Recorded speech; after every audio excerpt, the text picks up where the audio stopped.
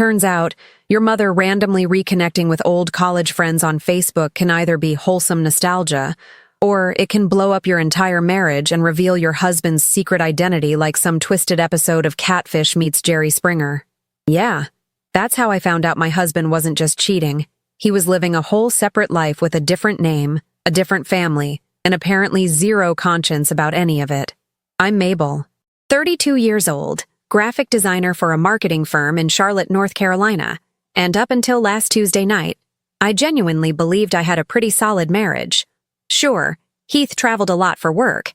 He's a sales representative for a medical equipment company covering the Western North Carolina territory, which meant constant trips to hospitals in Asheville, Boone, and Hendersonville. The travel was just part of the package.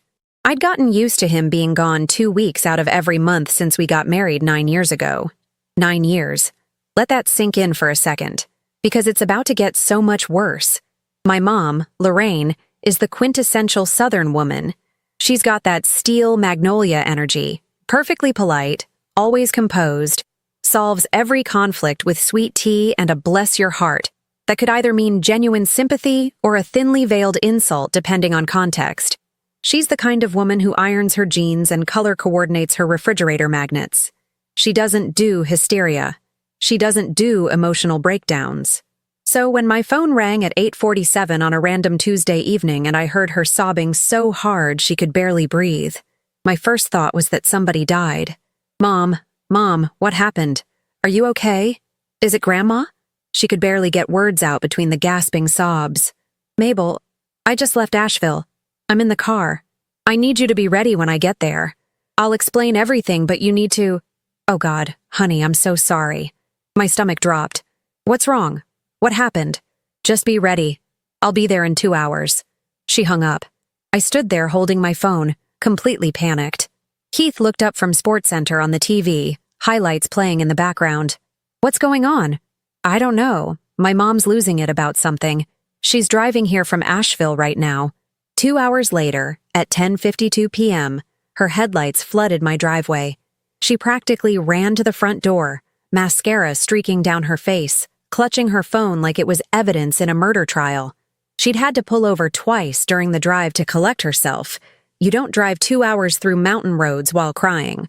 But by the time she reached Charlotte, the shock had turned to cold, calculated fury.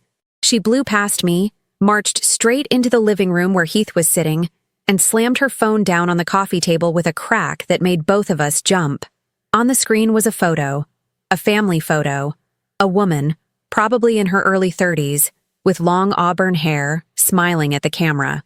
Next to her, a little boy, maybe 8 years old, with a gap-toothed grin and a Batman t-shirt. And there, with his arm wrapped around both of them, beaming like the proud family man he apparently was.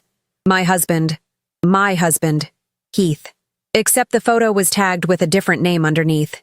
Ethan Marshall and family at Dollywood, summer fun. I stared at the screen. My brain couldn't process it. That was definitely Heath. Same face, same slightly crooked smile, same navy blue polo shirt I'd bought him for Father's Day 2 years ago. Wait, we don't have kids. Why did I buy him a Father's Day shirt? Explain this. My mom's voice was shaking, but it had that dangerous edge to it. That tone she used to use when I was 16 and came home past curfew. Explain this right now, Heath. Or Ethan. Or whoever the heck you actually are. Heath's face went from confused to pale to absolutely ghost white in about 3 seconds flat. His mouth opened, closed, opened again. No sound came out. That's not... I can explain. Oh, you better explain. My mom was practically vibrating with rage. Because I just spent the afternoon at Paulina's house in Asheville. You remember Paulina, Mabel? My friend from University of Georgia? We reconnected on Facebook last month after not seeing each other since 1998, and I walk into her living room and see this. She jabbed a finger at the phone screen. This photo, on her mantle, and I say, Paulina, who's this nice-looking family? And she says, oh, that's my daughter Tegan, my grandson Camden, and Tegan's boyfriend Ethan. They've been together for 9 years. Isn't he wonderful? The room went completely silent except for the SportsCenter commentary in the background. Someone had scored a game-winning goal. The announcer cheered. It felt obscene. 9 years, I repeated slowly, the words tasting like ash in my mouth. We've been married for 9 years. Heath, or Ethan, or whoever he actually was, looked like he was going to be sick. Mabel, I can explain. It's not what it looks like. Not what it looks like. My mom's southern composure finally shattered completely. There is a child in that photo. A child who thinks you're his father. There is a woman who thinks you're her boyfriend. There is a life you've been living that has nothing to do with your actual wife.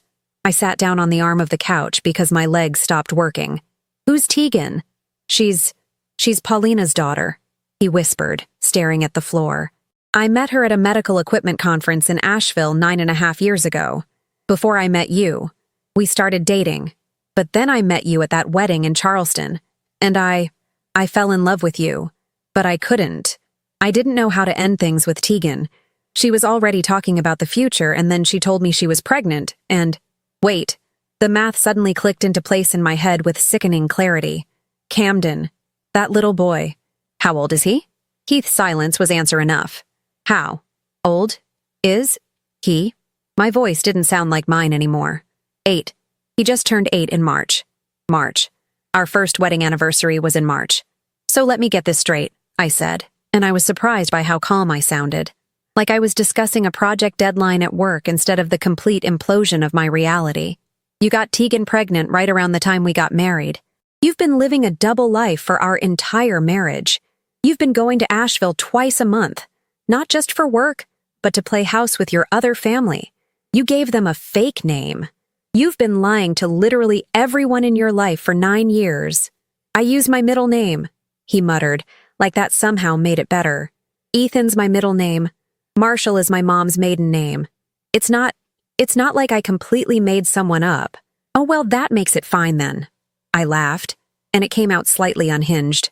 It's not complete identity fraud, just partial identity fraud. That's so much better. My mom pulled out her phone again. I took screenshots of everything. Tegan's Facebook profile is public because she sells handmade jewelry online and lists her home address for local pickup. I saved everything. Every post about date nights with Ethan. Every photo of Camden's birthday parties. Every anniversary post. By the way, she thinks they've been together for 9 years too. She has no idea you're married. She thinks you're a divorced dad who lives in Atlanta during the week for work. Heath put his head in his hands. I'm so sorry. I never meant for any of this to happen. Oh, you never meant for it to happen? I stood up and I was shaking now. You accidentally maintained 2 completely separate lives for 9 years? You accidentally fathered a child with another woman? You accidentally lied to me every single day of our marriage? That was all just, oops, my bad? What do you want me to say? He looked up at me, and the audacity of him looking wounded right now was almost impressive. I made mistakes. I messed up. But I love you. I've always loved you. You love me, I repeated flatly. You love me so much that you've been spending half your life pretending to be someone else so you could have a backup family in case this one didn't work out? It's not like that. Then what is it like, Heath? Or Ethan? Help me understand, because right now, I'm trying to figure out which parts of our entire relationship were even real. He didn't have an answer for that. Shocking. My mom grabbed my hand. Mabel, honey, pack a bag. You're staying with me tonight. No. I pulled my hand away gently. No, he's leaving. This is my house. My house that I helped pay for with my salary while he was apparently financing a whole second household in Asheville. I looked at Heath with a calmness I didn't feel. Get out. Mabel, please. Can we just talk about this? Get out. He left. Actually, he practically ran out of there, grabbed his keys, and peeled out of the driveway like the house was on fire. After he was gone, I sat on the couch with my mom in complete silence for what felt like hours, but was probably only 10 minutes. SportsCenter was still playing. Someone had broken a record.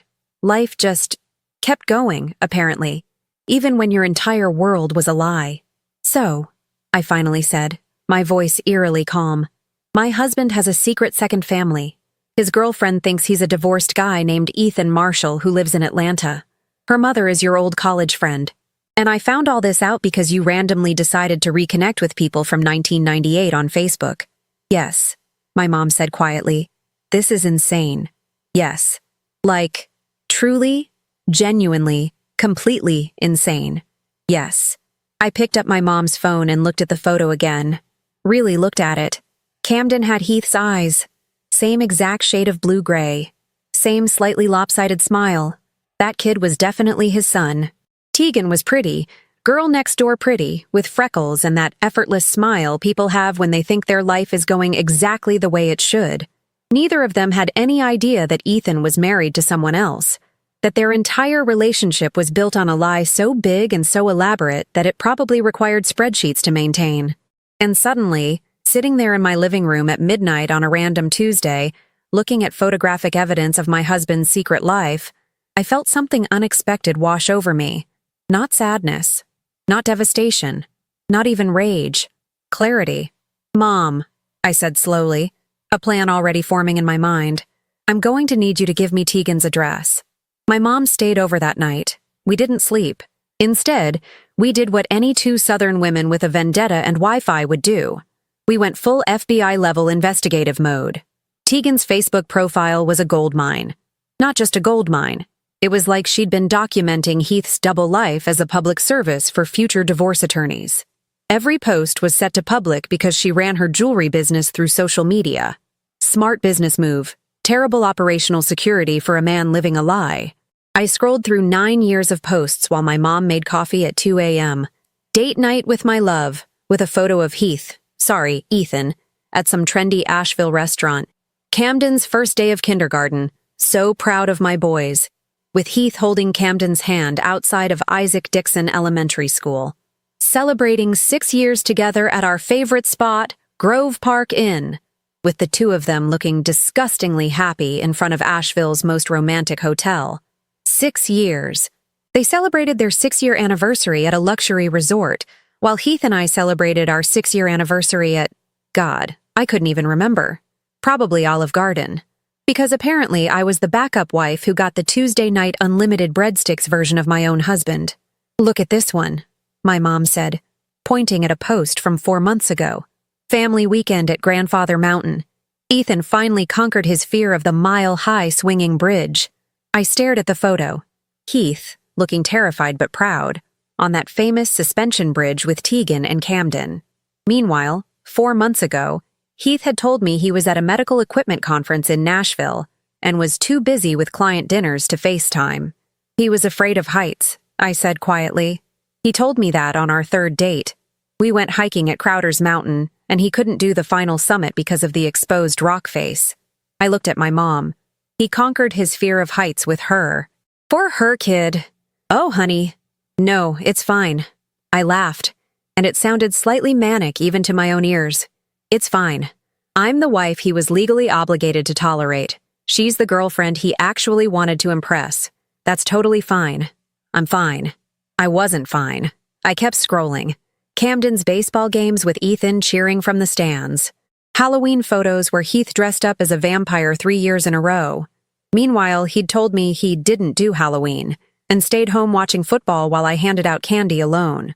Christmas mornings with presents under a tree in what was clearly Tegan's house, a cozy craftsman-style place with exposed brick and those trendy Edison bulb string lights. Wait. I zoomed in on one of the Christmas photos, specifically on a wooden jewelry box sitting on the mantel in the background.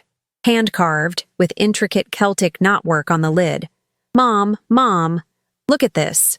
I showed her the photo, then pulled up my own camera roll and found a picture from 2 Christmases ago. There was Heath, sitting in our living room in Charlotte, holding up the exact same jewelry box. The one he'd given me for Christmas. The one he said he'd found at a craft fair in Raleigh. "He gave you both the same gift," my mom said slowly. "He literally bought 2 of the same jewelry boxes and gave one to each of you." "Efficient," I said brightly, my voice cracking just a little. "Why waste time being thoughtful for 2 separate women when you can just buy in bulk? It's like Costco, but for emotional fraud." My mom squeezed my hand. We kept digging. By 4 a.m., we had a comprehensive dossier that would make the NSA jealous. Tegan worked from home making custom jewelry, mostly wire-wrapped gemstone pendants and personalized name necklaces. She posted her address right on her business page for local pickups. 47 Westwood Place, Asheville, NC 28801. She was a single mom, or so she thought, who split expenses with her boyfriend Ethan, who she believed traveled weekly to Atlanta for his demanding sales job and could only visit on weekends and occasional weekdays. She posted about their future plans, buying a house together, they were currently saving for a down payment, maybe having another baby, possibly getting married once Ethan's divorce was fully finalized and his ex-wife stopped being difficult about the settlement. I was apparently the difficult ex-wife, in a divorce that didn't exist, from a marriage she didn't know about. I need to talk to her, I said as the sun started coming up Wednesday morning. Absolutely not. My mom's voice was firm. You need to talk to a lawyer first. Document everything. Get your ducks in a row. You can't just... Mom? She has no idea. She thinks she's in a committed relationship with a divorced dad who loves her. She has a child with this man. She deserves to know that her entire life is built on a lie just as much as mine was. And what if she doesn't believe you? What if she thinks you're the crazy ex-wife he warned her about? I held up the phone with approximately 847 screenshots saved. Then I show her the evidence. By Wednesday afternoon, I'd called in sick to work. My boss Karen took one look at my text. Family emergency. Need the rest of the week. And immediately replied, take all the time you need. Made an appointment with the most ruthless divorce attorney in Charlotte. Her name was Vivian. She had a 94% success rate. And her Yelp reviews included phrases like, destroyed my ex in court, which seemed promising, and had my mom drive me the 2 hours to Asheville. We pulled up to 47 Westwood Place at 3:47 p.m. on Wednesday. It was exactly the kind of house I'd expected from Tegan's posts. A charming bungalow with a purple front door, flower boxes in the windows, and a hand-painted sign that said the Marshall House hanging on the porch. The Marshall House. She'd named their home after his fake identity. I almost turned around right there. This felt cruel, but then I remembered. She wasn't the villain here. She was the other victim, and she deserved the truth just like I did. I knocked on the purple door. Tegan answered after a moment, wiping her hands on a paint-stained apron. She looked exactly like her photos, pretty in that effortless way with her auburn hair in a messy bun and barely any makeup. She smiled politely, probably expecting a delivery or a customer picking up jewelry. Hi, can I help you? I took a deep breath. Hi, my name is Mabel. I'm married to Heath Anderson. You might know him as Ethan Marshall. The smile froze on her face. What? Can I come in? I think we need to talk. My mom's in the car if you want a witness or chaperone or whatever makes you comfortable, but I promise I'm not here to cause a scene. I think we've both been lied to, and we deserve to know the truth. She stood there for a long moment, processing. Then, slowly, she stepped back and opened the door wider. Okay, she said quietly. Come in. Tegan's living room was exactly what I'd seen in the background of 100 Facebook photos. Cozy, warm, the kind of space that screamed, happy family lives here. There were framed photos everywhere. Camden's school pictures progressing year by year on the wall, candid shots of Ethan and Tegan laughing together, a painting of the three of them that looked professionally done. My mom waited in the car like we'd agreed. This conversation needed to happen between the two women who'd been played, not become a circus. Tegan sat on the edge of her couch, hands clasped in her lap, looking like someone who'd just been told the world was ending. Which, in a way, she had. I don't understand, she said quietly. Ethan is divorced. He told me his ex-wife lived in Atlanta, that they split up before he and I even met. He's not divorced, I said, keeping my voice gentle but firm. We're married. We got married 9 years ago in March. I have the marriage certificate. I have joint tax returns. I have a mortgage with his name on it in Charlotte. I pulled out my phone and showed her photo after photo. Our wedding. Us at the beach last summer. Heath's driver's license. His real driver's license with his real name. Heath Matthew Anderson. Not Ethan Marshall. Tegan's hands were shaking as she scrolled through the photos. This doesn't make sense. We've been together for 9 years. Camden is 8. I was pregnant when we'd been dating for about 6 months. He was there for the birth. He's been here for birthdays, holidays, everything. How could he... Her voice broke. How could someone maintain this for 9 years? I've been asking myself the same question since last night, I said. My mom found out completely by accident. She reconnected with your mom, Paulina, on Facebook last month. They were college friends back in the 90s. She went to visit yesterday and saw a photo of you, Camden, and my husband on your mom's mantle. My mom, Tegan repeated, her face going pale. Oh, God. My mom doesn't know either. She thinks he's wonderful. She brags about him to her friends. How am I supposed to tell her that he doesn't even exist? We sat there in horrible silence for a moment. Can I ask you something? I said carefully. The name Marshall. Did he ever explain why he used his mom's maiden name? He said it was easier for business, Tegan said slowly, like she was hearing the lie in real time now. He said in sales, having a memorable name helps. And Marshall was more professional than Anderson. I didn't question it because, why would I? Who does that? Someone who's juggling 2 entire lives and needs to keep the stories straight, I said bitterly. Tegan stood up abruptly and walked to her desk in the corner. She pulled out a folder, the organized kind with labeled dividers, and brought it back. These are our financial records, for the house we're saving for. She opened it. Bank statements, savings account documentation, payment schedules. And that's when I saw it. Wait. I grabbed one of the statements. This account. This is a joint account with you and Ethan Marshall. Yeah, we opened it 3 years ago to save for a down payment. We're almost at 20% for a house in South Asheville. I pulled out my phone and opened my banking app. My joint account with Heath, our savings. The one we'd supposedly been contributing to for only the last 3 years. Heath had convinced me we needed to stabilize our finances first, before we could really start saving seriously. The deposit dates matched. Heath had been depositing money into Tegan's house fund on the 1st and 15th of every month, the exact same days he deposited money into our savings fund, but the amounts to Tegan's account were higher, way higher. How much do you have saved? I asked. About $47,000. Why? Our savings fund had $19,000. We'd been saving for 3 years, though Heath had made a few emergency withdrawals I'd agreed to for car repairs and roof maintenance. Apparently, those emergencies were Camden's baseball equipment and birthday parties. Just making sure I understand the financial scope of my husband's betrayal, I said, my voice eerily calm. He's been funding your house while telling me we couldn't afford to upgrade from our starter home in Charlotte because medical equipment sales is unpredictable income. Tegan looked at the statements again, her expression shifting from shock to something harder. He told me the same thing, that sales is unpredictable, that we had to be careful with money, but he still managed to put away $800 a month? Meanwhile, he was putting $300 a month in our account, I said, and I was matching it from my salary because I thought we were partners building a future. I laughed, and it came out sharp. Turns out I was just the financial backup plan. Tegan's jaw tightened. And I was what? The real investment? We looked at each other, and something shifted. This wasn't 2 women fighting over a man anymore. This was 2 women realizing they'd both been victims of the same con artist. We need to figure out what else he's been lying about, Tegan said suddenly. If he lied about his name, his marital status, and his finances, what else is buried? I pulled out my laptop. I have 9 years of joint tax returns, bank statements, credit card bills, and a very motivated divorce attorney who specializes in forensic accounting.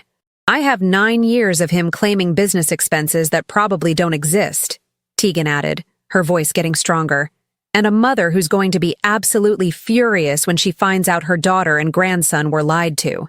My mom is currently sitting in the car probably stress-eating the granola bars from my emergency kit, I said. Want to bring her in? Because I think we're going to need reinforcements. Tegan nodded. Yeah, let's do this. My mom nearly fell out of the car when I waved her inside. The look on her face when she saw me and Tegan sitting side by side at the dining table, laptops open, surrounded by paperwork, was priceless. Are you two? She looked between us, confused. Joining forces, I said simply. Turns out we're both victims of the same fraud, and we're going to take him down. Over the next several hours, stretching well past midnight, fueled by coffee, rage, and Paulina's homemade cookies after Tegan called her mom to come over immediately, the 4 of us went through everything. By Thursday morning at 6 a.m., exhausted but determined, we had a complete picture of Heath's fraud. Here's what we discovered. Heath's medical equipment sales job was real, but the company he worked for had strict policies about travel expenses. We found boxes of physical corporate card statements in Tegan's home office closet. Heath had shared the online banking passwords with her years ago for transparency, never imagining it would be used against him. He'd been careless, keeping printed statements there, probably thinking she'd never question his expenses. He'd been billing personal expenses as business costs for years. Dinners with Tegan logged as client meetings. Hotel rooms in Asheville listed as conference accommodations. Even Camden's birthday presents charged to the corporate account as promotional materials. This wasn't just infidelity. This was corporate fraud. If his company finds out about this, my mom said slowly, he'll be fired, probably prosecuted. If? Tegan's voice was cold. You mean when? I looked at her. You're sure about this? Once we report it, there's no going back. He'll lose everything. He should lose everything, Tegan said fiercely. He made me believe I had a partner, a co-parent, someone building a future with me and my son. And it was all fake. All of it. Camden thinks that man is his father, his real father, who chose to be here. Not some liar who was playing house between shifts with his actual wife. Paulina put her hand on her daughter's shoulder. What do you need from us? I pulled out Vivian's business card. I need documentation of everything. Every lie, every financial discrepancy, every falsified expense report. My attorney is filing for separation, but we're also going to file fraud charges. Both of us. Both of us. Tegan looked at me. You were defrauded just as much as I was, I said.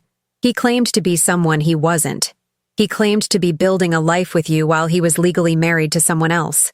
That's fraud, misrepresentation, and possibly identity theft, depending on how many documents he signed as Ethan Marshall. Tegan smiled for the first time since I'd arrived. It wasn't a happy smile. It was the smile of someone who'd just realized they had weapons. Let's destroy him, she said quietly. My mom raised her coffee mug. Amen to that. Thursday morning, I walked into Vivian's law office with Tegan, both our mothers, and approximately 400 pages of documentation that would make a forensic accountant weep with joy. Vivian looked at the evidence spread across her conference table and actually smiled. Not a polite professional smile.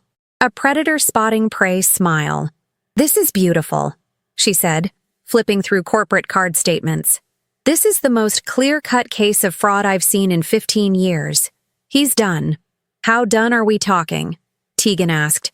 Criminal charges done, restitution done, permanent record done, never working in medical sales again done. Vivian looked up at both of us. Are you both absolutely certain you want to pursue this fully? Because once I file these complaints, both the separation proceedings and the fraud reports, this becomes public record. His life as he knows it ends. I looked at Tegan. She looked at me. We'd discussed this during our all-night investigation as we compared notes on Heath's lies. Like the time he told me he was deathly allergic to shellfish, while simultaneously posting photos at Red Lobster with Tegan.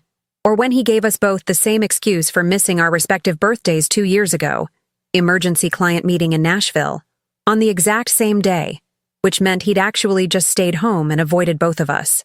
The man had commitment issues with his own lies. I'm certain, we said in unison. Vivian's smile widened. Then let's begin. Step 1 was the company. MedEquip Solutions, Heath's employer of 12 years, had a very clear corporate ethics policy that we'd downloaded from their website. Falsifying expense reports was grounds for immediate termination and potential prosecution. Using company resources for personal benefit was theft. Vivian drafted a formal complaint with every piece of evidence attached. Credit card statements showing personal expenses logged as business costs. Hotel reservations in Asheville that coincided with Ethan's weekends with Tegan, but were billed as conference attendance, even restaurant receipts from romantic dinners marked as client entertainment.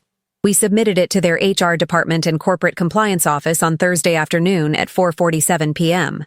By Monday morning, Heath's panicked calls started. 17 calls to me, 12 to Tegan. We didn't answer. MedEquip had suspended him pending investigation. By the end of that week, he was terminated. The investigation took 6 business days. The evidence was that damning. On the following Monday, 11 days after we'd filed the complaint, Heath showed up at my house in Charlotte looking like he hadn't slept in a week, which, honestly, fair. I'd barely slept either, but I'd had righteous fury keeping me energized. He just looked like a man watching his entire world collapse. I opened the door but kept the security chain on. "What do you want, Heath?" "They fired me." His voice was hoarse. "Medequip fired me. They're saying I defrauded the company, that I falsified expense reports. They're threatening criminal charges. Mabel, you have to help me. Tell them this is a misunderstanding." "A misunderstanding?" I laughed. It echoed in the quiet suburban street. A neighbor watering her lawn pretended not to stare. "You committed corporate fraud for 9 years. You stole from your employer. That's not a misunderstanding. That's a crime. I didn't steal. You charged Camden's birthday presents to your corporate card and called them promotional materials. You billed romantic dinners with your girlfriend as client meetings. You booked hotel rooms for your secret family and claimed conference reimbursement. That's textbook embezzlement." His face went gray. Did you talk to Tegan?" "Oh, we did more than talk. We compared notes. We compiled evidence. We hired lawyers, plural. And we reported you. Both of us." "Both of you?" He looked like he might be sick. "Mabel, please, I know I messed up. Messed up is forgetting our anniversary. Messed up is leaving the toilet seat up. What you did requires planning, spreadsheets, a separate identity, a fake name. I can fix this." "No, you can't. Because Vivian already filed for legal separation on my behalf with a property settlement that gives me the house, and Tegan has filed a civil suit for fraud and misrepresentation. Also, fun fact, did you know that lying about your marital status to obtain money under false pretenses is actually illegal? Tegan's attorney seems to think she has an excellent case." Heath leaned against the doorframe. "I'll lose everything." "Yes," I said calmly. "Yes, you will. And honestly, you deserve it." I closed the door, locked it, and watched through the window as he sat on my front porch steps with his head in his hands for 20 minutes before finally leaving. I didn't feel bad. Not even a little bit. The next several months were a whirlwind of legal proceedings, police reports, and the most satisfying series of dominoes falling I'd ever witnessed. Medequip Solutions didn't just fire Heath. They filed criminal charges for embezzlement. The total amount he'd fraudulently claimed over 9 years? $83,000. Tegan and I had done the math together over coffee in Asheville, cross-referencing his corporate statements with date-stamped photos from Facebook. Every romantic dinner, every weekend getaway, every business trip that was actually him playing dad with Camden, all billed to his company. His corporate credit card spending had been so excessive in the last 2 years that the company's annual audit had already flagged his account. Our complaint just gave them the context they needed. The criminal case moved forward. Heath tried to negotiate, claiming he'd pay restitution, but the company wanted to make an example. You don't steal $83,000 and walk away with a reprimand. The separation proceedings were swift. Vivian filed immediately, securing the house in my name, freezing joint accounts, and starting the mandatory 1-year separation period required by North Carolina law. The divorce wouldn't be final for another 12 months, but the separation agreement gave me everything that mattered. North Carolina is an equitable distribution state, but when one party commits fraud during the marriage, the court tends to be significantly less generous. Vivian shredded him in the settlement negotiations. I got the house, my retirement savings, and half of everything else we'd accumulated. Heath got legal bills and a criminal record. Tegan's civil suit was equally devastating. Her attorney argued that Heath had obtained money and resources under fraudulent pretenses by claiming to be divorced, available, and building a future with her when he was actually married. The court agreed. Damages awarded, $65,000, more than the house down payment they'd been saving for. Heath couldn't pay it. The court ordered wage garnishment. Except Heath no longer had wages to garnish because, the felony charges. He ended up moving to Greensboro, not quite far enough from either Charlotte or Asheville to escape his reputation, but cheap enough that he could afford rent working at a cell phone store in a strip mall. His LinkedIn profile, which Tegan had never been able to find during their relationship because Heath claimed he didn't believe in mixing personal and professional online and kept it locked down, now publicly showed his disgrace. The profile simply reading, "Seeking Opportunities," where it used to boast about his award-winning sales career. The professional consequences spread fast. Medical equipment sales is a surprisingly small industry. Word traveled. Heath Anderson/Ethan Marshall became a cautionary tale at sales conferences. Don't be that guy memes with his LinkedIn photos circulated in industry groups. His professional reputation didn't just die, it was publicly cremated. But here's the twist I didn't see coming. 8 months after everything exploded, I got a text from Tegan with a voice message attached. Camden's little voice came through the speaker. "Hi, Mabel. My mom says you're my other mom now. Can you come to my birthday party next month? I'm gonna be 9. Tegan followed up immediately. He insisted I send that. Birthday's in 4 weeks. Can we grab coffee before then? I have news. We met at a coffee shop halfway between Charlotte and Asheville the following week. Tegan looked lighter somehow. Happier. So, she said, sliding a business card across the table. Remember how I was saving for a house? I looked at the card. You bought a house? With the settlement money from the lawsuit. A beautiful craftsman in South Asheville. 3 bedrooms, big yard, room for Camden to have friends over. Purple front door. She grinned. I kept the purple door. It's my thing, not his. That's amazing. And remember that jewelry business I run from home? It's exploding. Apparently, empowerment jewelry sells really well when you market it as made by a woman who survived fraud and came out on top. My revenue tripled. I laughed. That's incredible. Your turn. What's new? Got promoted, I said. Senior designer. Karen said my work improved dramatically once I stopped being distracted by personal issues. Apparently, not having a lying husband siphoning your emotional energy makes you better at your job. Who knew? Who knew? Tegan echoed, smiling. We sat there, 2 women who'd been betrayed by the same man, who'd become unlikely friends through shared trauma and mutual revenge. Hey, Tegan said after a moment. Camden's birthday is in 4 weeks. He's turning 9. Would you want to come? He keeps asking about you, calls you my other mom who helped mom. It's weirdly sweet. I'd love that, I said honestly. And just like that, the story came full circle. The man who'd tried to keep 2 separate families ended up creating one blended family that specifically excluded him. Poetic justice at its finest. I went to Camden's 9th birthday party. It was held at Tegan's new house. The one with the purple door that she'd bought with the settlement money from suing my ex-husband for fraud. If you'd told me a year ago that I'd be attending a birthday party for my husband's secret son with his secret girlfriend turned friend, I would have recommended therapy. For you, not me. But there I was, watching Camden blow out 9 candles on a dinosaur cake while surrounded by his school friends. His mom, his grandmother Paulina, my mom Lorraine, and approximately 0 fathers named Heath or Ethan or whatever identity he was currently using. Camden had requested that I come specifically. According to Tegan, he'd asked, "Can my other mom come? The one who helped you when Dad lied?" Which was both heartbreaking and somehow the sweetest thing I'd ever heard. Kids have this brutal honesty that adults lose somewhere along the way. Camden didn't see me as the scorned wife or the other woman or any of the complicated labels adults would assign. He just saw someone who'd helped his mom when she needed it. Someone who'd told the truth when his dad hadn't.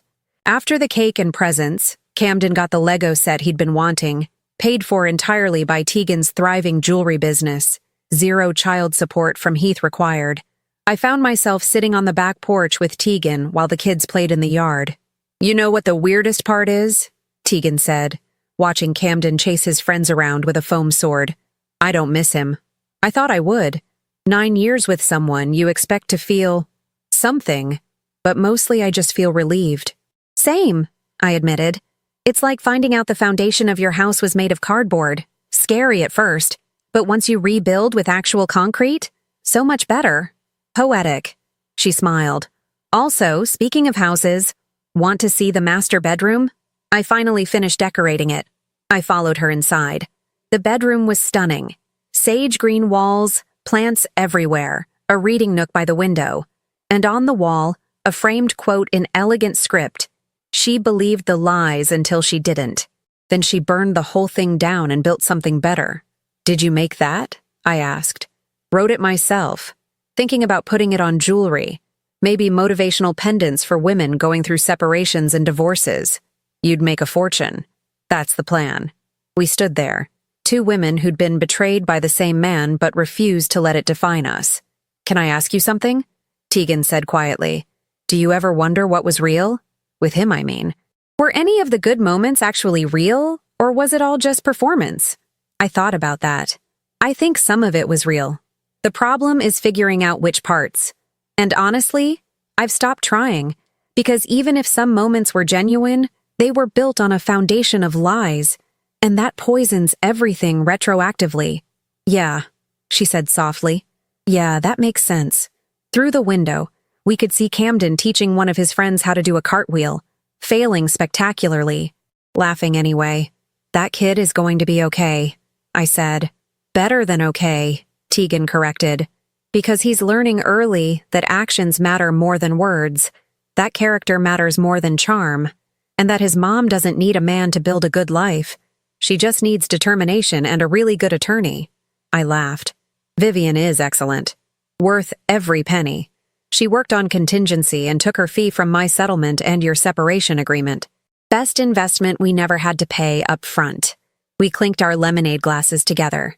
Later that evening, after I'd driven back to Charlotte, I sat in my house, legally mine, secured through the separation agreement, and thought about everything that had happened.